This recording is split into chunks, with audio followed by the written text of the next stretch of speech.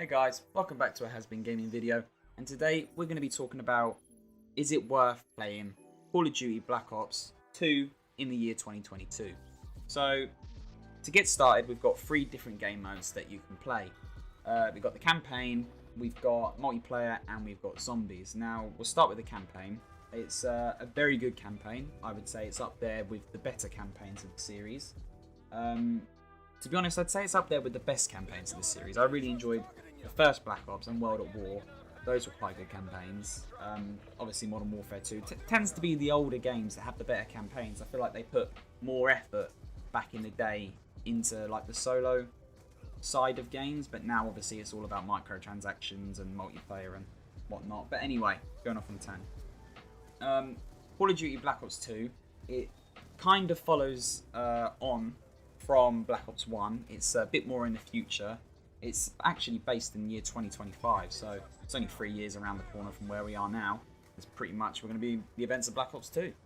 I don't think we're as advanced as we are in the campaign, but there's a lot of cool features. I remember when it dropped on the E3, it was a demo, and they had like the night vision sniper, and they were looking at the tower and shooting people, and everyone was like, "Oh my god, this game's gonna be amazing!" And it is a very good game, and the campaign is very good. I'd probably rate it maybe an 8.5, 9 out of 10. I mean, I really thoroughly enjoyed it when I was younger. That may be nostalgia talking now because I haven't played it in a while, but it is, as I said, a very good game.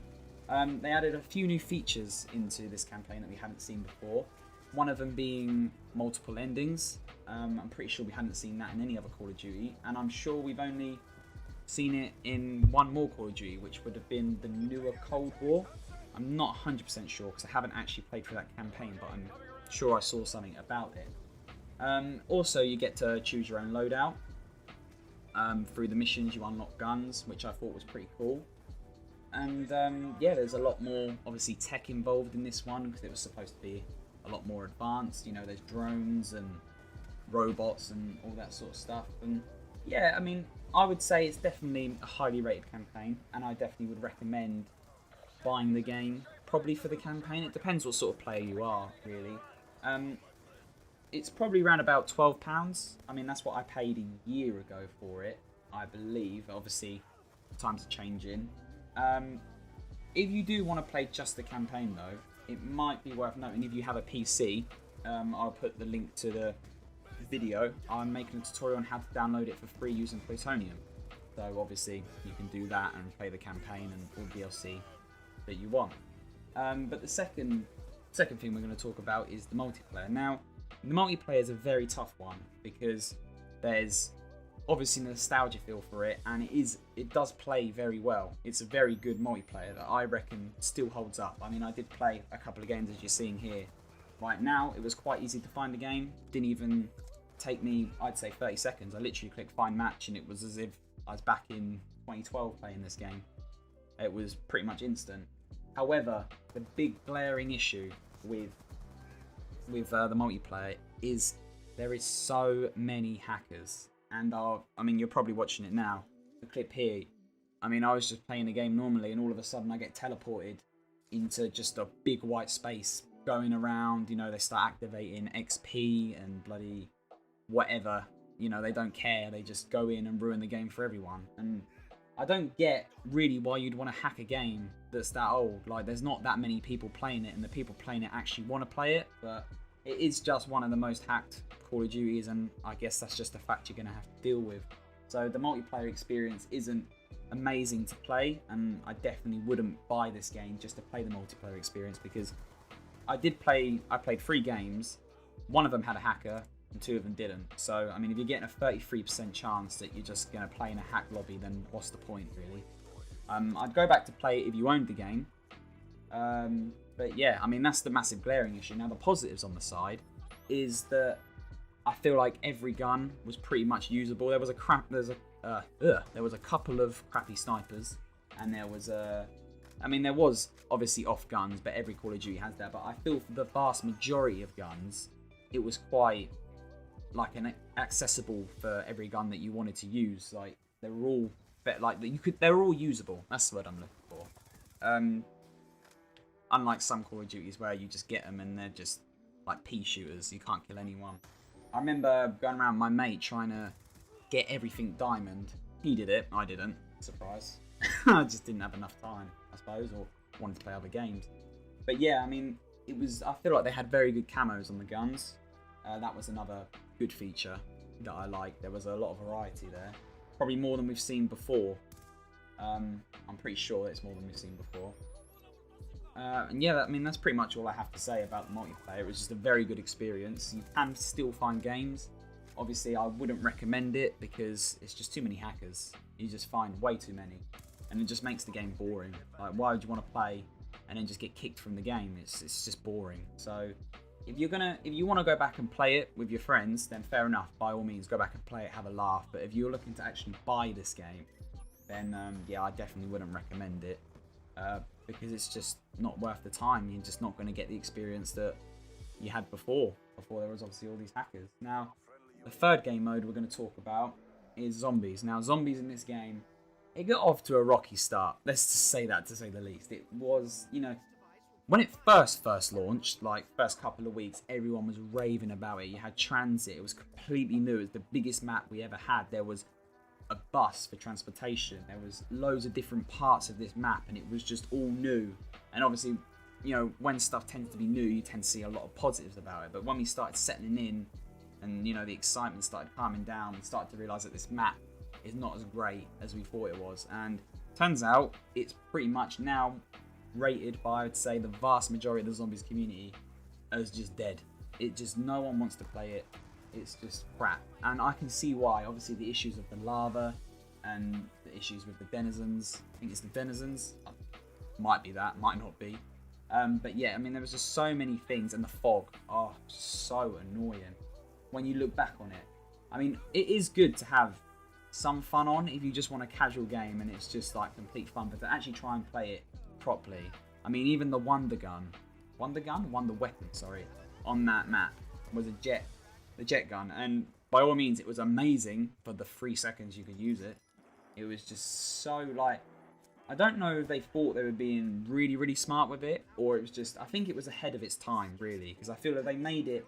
Now we have the processing power to look at it all, and there'd be no fog, no lava, and no denizens, because they were the main reason why they put them in there, was to slow down the whole user seeing everything, because it would have just conked out the 360. It just didn't have enough processing power, and it just only could process those little parts of the map one at a time, and you wouldn't be able to see it from all the way across the map. But I mean, that's just the first map. If you break it down to the other maps that you could play, Town obviously was the best. It was the favourite because it had everything, and it was a proper survival map. And I know there's still lava in it, and it's a bit annoying, but you can get used to it. And I feel that I would say it was a good map. It's a good survival map. It's just pretty much basic. You've got what you need. You've got perks. You've got Pack-a-Punch. You've got the random box. I mean, not that any gun doesn't have that. But yeah, I mean, what can you more say? It's just a bog standard map. Now, it did come with 4 DLCs, and the first one, I mean, Die Rise, you don't really want to be playing that. Let's be honest. It's not that enjoyable. It did have one of the best Wonder Weapons in a Solidifier, and it was really good, but that's the only redeeming feature. I mean, I get what they were trying to do, but I just hate it. I mean, the main cause of death in that map is falling. Surely it should be zombies, but no, it's falling. The amount of times I've just died from just falling is just a joke.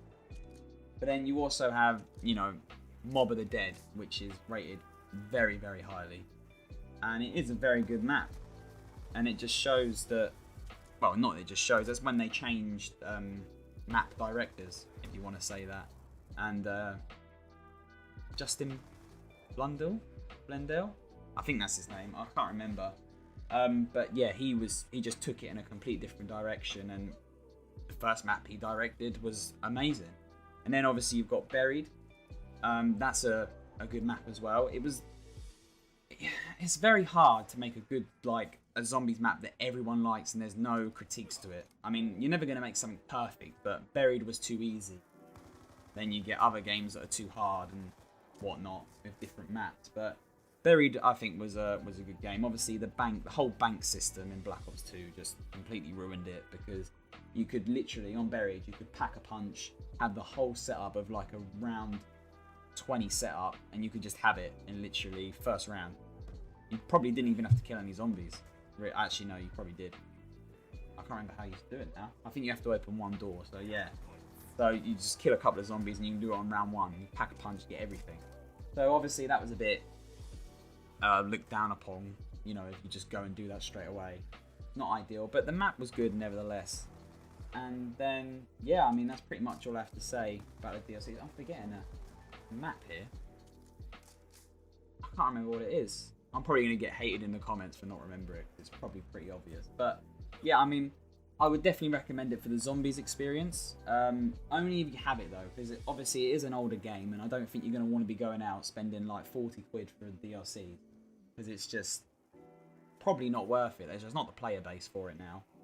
I mean, you can find games, but it's not the same as it was before. You know, you wouldn't want to go and buy a 10-year-old game and just go and buy all the DLCs. It's just going to be a waste of money. But if you do have the game, then I would highly recommend it.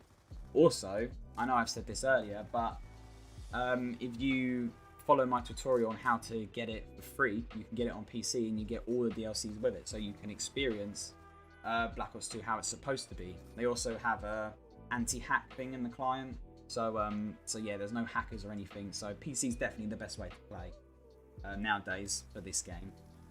But yeah, that's pretty much wraps up. I'd recommend buying it if you're going to play it with your mates. But definitely not for the multiplayer experience. If you want to just play a campaign and you're a solo player, then yeah, buy it for that. And if you want to play zombies on your own, or you know, with a group of friends, then definitely buy it for that. But I wouldn't buy it for like the whole multiplayer experience, because it's just not worth it. I'm going to be honest with you. There's still a load of people that play it, but unfortunately there's just too many hackers. So if you did enjoy the video, please leave a comment and tell me why you like Black Ops 2 so much. Leave a like and subscribe, and I will see you in the next video.